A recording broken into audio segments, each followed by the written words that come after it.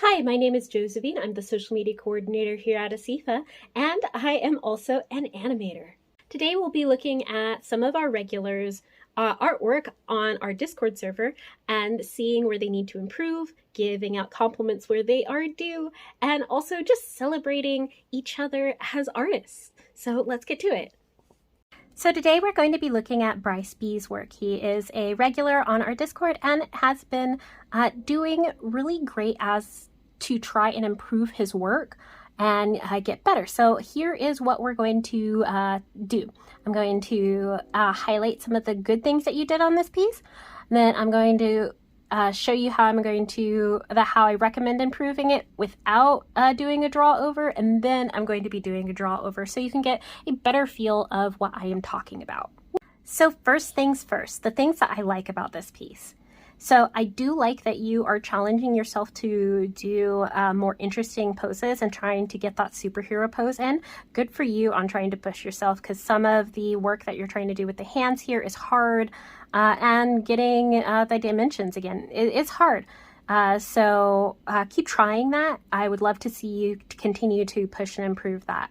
I also always love how you do the texture on your hair and how you give the hair like more dynamic work to work with here. That's very good. And like this piece here, that is very nice. I love that. So those are the main key things that I like about what you've done. So here is where I recommend you improve it.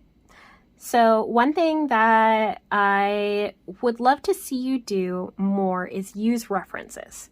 For this pose, this is a very good superhero pose. And one of the things that I'm noticing that you're struggling with is getting body proportions right. And there is nothing wrong with using references, especially when it comes to doing hands. And when it comes to the height of two different characters, right? Because when you're used to just drawing characters at one height, it's going to be like a struggle to put two characters of two different height into a piece. So I have a Pinterest board. The reference that I pulled for doing the redraw for your piece here is from anaticamalart.tumblr.com. I've pulled references from them before. I also have a giant Pinterest board full of nothing but poses and references of things that I want to come back to, especially since you've been tackling some more perspective-centric pieces when it comes to fisheye perspective, because we have people have been doing like a lot of really good fisheye poses here, as well as you can see there people have done fisheye poses there as well. So please, especially when it comes to hands, use references. If you don't see references on the internet that you like, take pictures of your own references. Do your own poses. It's absolutely okay. It may be a little embarrassing to do at first, but do it. It makes all the difference in your work. So next thing that I would love to see you do more is work with line of action when it comes to your pieces. So right now you have your characters just very much going up and down, right? So they are sticks. And that is not a very thing to draw people's eye into very well, right? So what you want is to give them a bit more of a line to follow. So when you're doing figure drawing, there's something called the line of action, and the line of action is where your eye is going to be following, going to be moving across your piece with your characters, right? Or with the people that you're drawing. So for this one, you want to have your character have a bit more of a curve to them. So this one would be curved more this way, while this one would be curved a little bit more this way. And then once you have the line of action filled out, you begin to draw the body kind of following that line, right? And the line of action isn't specifically for the spine or where the spine is. It sometimes happens that way, but that is something that you want to follow when you are drawing out. So with this line of action, because she curves, her leg would come out a little bit more. Also, I've noticed you like to round your feet a lot, be careful of that. Unless the shoes towards the tips are going to be rounded, you don't want to have them curve and point upwards. You want to have them, you want the feet to feel solid, like they're solidly on the ground, right? So start out with them flat and then begin to draw the shoes and make that more dynamic, right? And then we have the arms here. You want to make sure that the arms will eventually straighten out to be about mid-thigh, because that's where your hands naturally fall, is about mid-thigh when you look at people. So here she needs to have a little bit more elbow in order to be able to fill, or like the forearm. The forearm needs to be just a little bit longer in order to fill out that whole pose. So there you go. Her head would be leaning back a little bit more there. But before I get onto that, one thing I would like to see is watch where your eyes are going. Here, her eyes are going this way, right? And his eyes are going towards us, like the camera, right? In these kind of poses, you want them to both be going towards the camera. So that way it doesn't, so you want her face and her head and the attention of her body to say that she is paying attention here. Also, her head is pointing down when you draw her here. So let me back out of this real quick. So you have her head pointing down, and you actually want to make sure that their heads are both doing the same thing. So her head would actually be pointing upward in order to get to that feeling, that imposing dynamic pose you're wanting to work with, right? So that is something that you'll need to pay attention to for her. And then for him, following that line of action again, his chest would be a little bit more out here. His head would still stay about the same place. Let me move this up just a smidge. His head would stay about the same place, and his chest might be a little bit more forward on this side, so that way you can have the hand be a bit more dynamic. And then the leg, since you're working on like the posing being more dynamic, the leg would actually come out to be about here, right? So that way it'll give you a much better feel, and then it would be out here. These 2 feet would be level because they're back to back, and give you like good posing. So this is a draw over to kind of like give you an idea of what I'm talking about. So completely backing out of all of this, I will show you what I did on the with the 3D modeling software that you can get online. Very easy to use, very good to work with. So the 3D software that I use for quick poses when I am unsure or struggling to find the pose that I want is going to be Magic Poser. You can get the app for your phone, or you can come over here to Magic Poser Lite on their website. It'll pop open this little window and you get to pose the characters however you want. They also have different character bodies for you to work with and pull from. How to use this will have to be a different video, but for now, just so you can get an idea, you can move the character around and pose them how you want. They also, if you click on the whole character, have some presets for you to use to get the, oops, oh, this is also moving the camera around, moving the camera around. They also have some presets for you to use and work with for posing. That is great. I use this when I am in a pinch.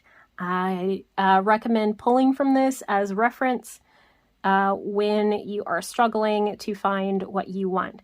And you can draw over it. I don't recommend drawing over it all the time. Because you can use it. It becomes a crutch, and you don't want that. But it is great reference for when you are in a pickle. And you don't want to spend, hours looking through Pinterest just trying to find the poses that you're looking for. So I already have this pose kind of already planned out for me here. Whoops, wrong thing. I already have it planned out for me here to use as a reference. They did not have the hands that I was looking for, and that's okay because we will be pulling the hand reference from one of the references, and I'll show you how to do that in a little bit. So this is kind of how the character is are going to be. You see, you have two different sizes of how they are. The torso is going to be facing a little bit more front because of how he's turned naturally. And then you have this character here, and you can see her poses here, except for like this leg. I don't know what happened when I was drawing that, when I was getting them all set up. So from here, you can do a quick basic outline of where each of the pieces are going to be for the body. And this is just you breaking down the body into smaller shapes for you to work with as far as your reference goes. And then we have the hand here, or the shoulder bit. There's the neck. There's the head. This is where I want the head to be facing. That's where I want the torso to be facing. Same with her. Since your character has a little bit more hips on her, while she's right here, this is my base right here, I would begin to draw a little bit more hips on her when using the 3D models as reference. And also just kind of doing the same thing here. She's going to have a little bit more hips there, and then you have this 3D model as reference, making sure that the feet are flat on the ground for me to work with, and then the character's eyes are both facing in the same direction.